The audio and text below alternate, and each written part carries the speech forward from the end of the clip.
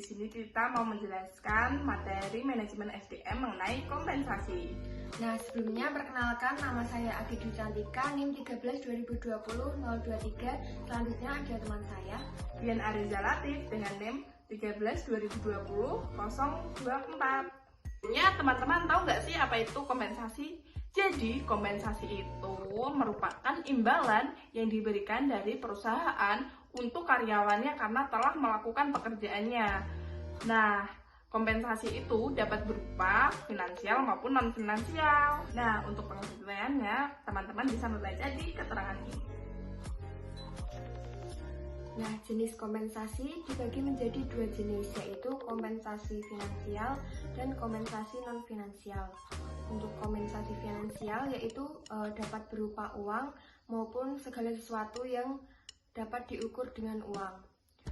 Untuk non-finansial yaitu dapat berupa penghargaan, jabatan, atau kondisi pekerjaan yang lainnya. Nah, kedua jenis kompensasi ini diberikan berdasarkan kebijakan perusahaan terhadap semua karyawan untuk meningkatkan kesejahteraan karyawan dan juga dapat menjadi tunjangan pada hari raya dan uang pensiun. Jadi tujuan kompensasi menurut para ahli, yang pertama ada McOffice dan Newman tahun 2005, adalah mencapai keefisiensian perusahaan, keterbukaan, dan memenuhi peraturan perundang-undangan yang berlaku.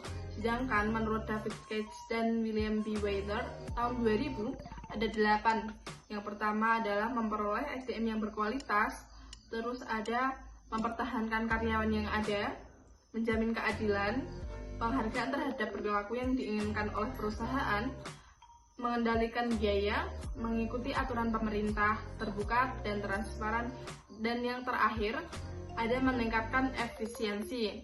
Dan untuk pengertian secara umumnya, teman-teman bisa membaca di sini. Di dalam kompensasi karyawan terdapat dua asas, yaitu asas adil dan asas layak dan wajar. Untuk asas adil sendiri yaitu besarnya kompensasi yang dibayarkan kepada karyawan itu harus mempunyai standar keadilan, yaitu disesuaikan dengan jenis pekerjaan, prestasi kerja, beban kerja, resiko pekerjaan, tanggung jawab pekerjaan, jabatan, serta dapat memenuhi persyaratan lainnya. Jadi asas adil dalam program kompensasi ini bukan berarti setiap karyawan menerima kompensasi yang sama rata dengan jumlah bilangannya atau disamaratakan antara satu dengan yang lain gitu. Nah, untuk asas yang kedua yaitu asas layak dan wajar. Kompensasi ini yang diterima karyawan itu harus dapat memenuhi kebutuhan hidup pada tingkat hidup normatif yang ideal. Penetapan besaran kompensasi ini dapat didasarkan pada batas upah minimum karyawan yang telah ditetapkan oleh pemerintah dan berlaku pada kondisi eksternal konsistensi yang ada di pasar tenaga kerja. Untuk macam sistem kompensasi sendiri terdapat 3 macam. Yang pertama yaitu sistem waktu. Sistem kompensasi di mana besarnya kompensasi ini didasarkan kepada jumlah waktu kerja yang disesuaikan dengan standar waktu seperti jam, minggu, maupun bulan. Untuk yang kedua yaitu sistem hasil atau output, yaitu di mana besarnya kompensasi didasarkan kepada banyaknya total yang dikerjakan, tetapi bukan lamanya waktu yang telah dikerjakan. Untuk yang ketiga yaitu sistem borongan.